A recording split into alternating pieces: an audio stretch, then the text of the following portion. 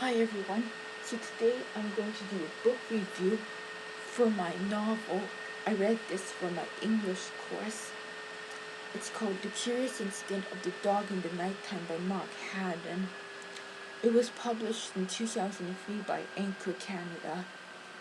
Now, this book, the main character is Christopher Boone. He's a 15-year-old British boy with autism, Asperger syndrome, and in this book, he's investigating this suspicious death of a dog in his neighborhood.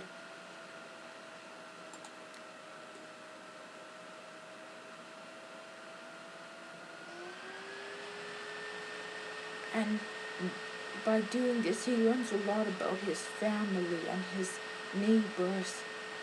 So he lives with his father, and he later finds out more about his mother.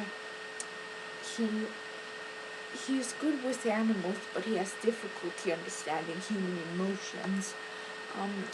He knows all the countries of the world and the capitals and every prime number, up to 7,057. He doesn't like the colors yellow and brown. He's good at mathematics and physics and astronomy. He wants to be an astronaut.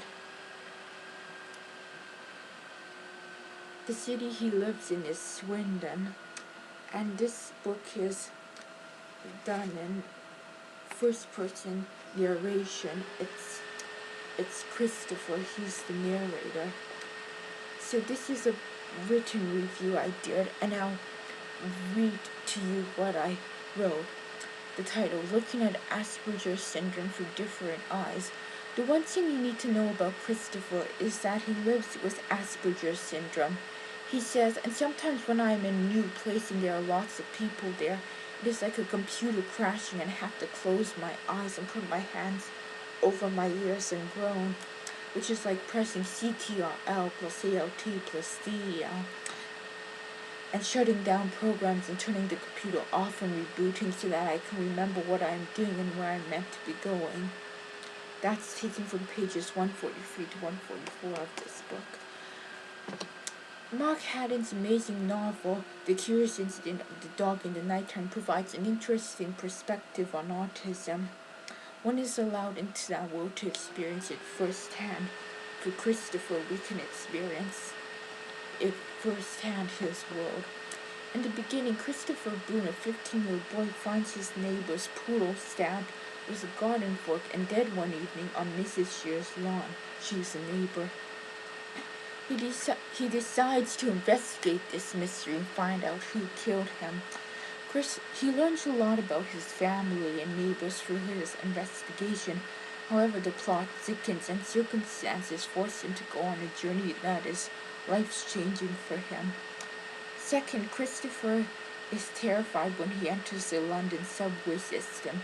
He goes to London. Later in this book, he goes to London to find his mother, and he has to take the subway to get there.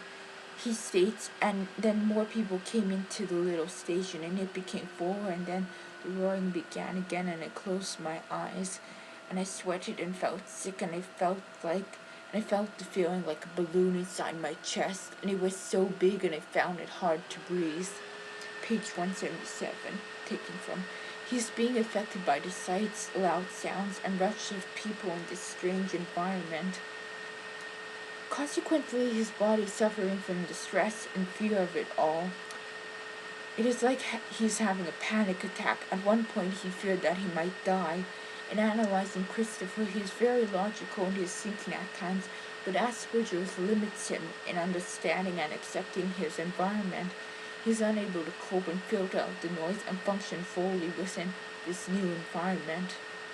Third, Mark Haddon uses the most unusual style when he writes his novel. He uses Christopher as the narrator, we already knew this, and he inserts little drawings, illustrations, maps, diagrams, and graphs to show us how Christopher sees the world and his point of view.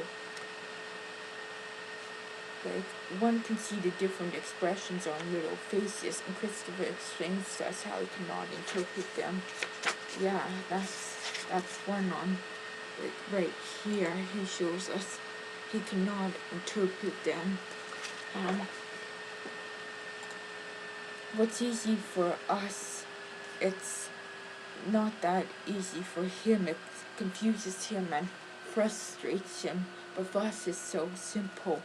Mr. Haddon also uses an unusual number system for the chapters.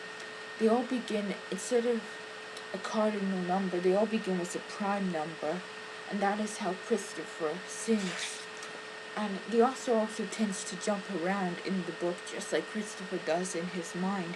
It takes a little time to get used to it, and the transitions are not as smooth. On the other hand, we get to understand Christopher better because of this. However, there is an appeal in this unconventional novel.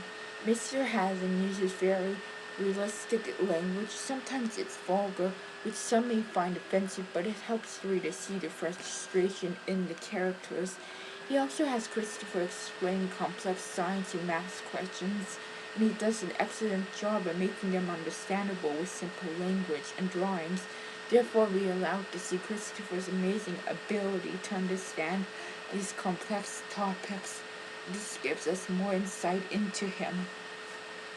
In conclusion, individuals with Asperger syndrome perceive, think, feel, and act based on what they experience and understand, and this may not be obvious to others as to what is upsetting them.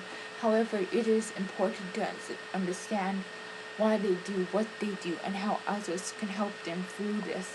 This book will allow you to think about and understand this syndrome with a new perspective.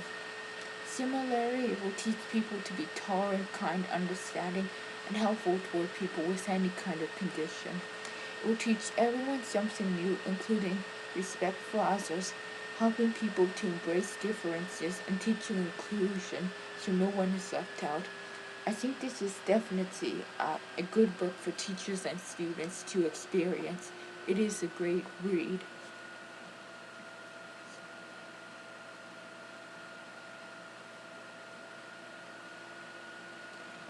So that was my book review I did for this novel. And this is a pretty good novel. So I'll see you again later. Bye for now.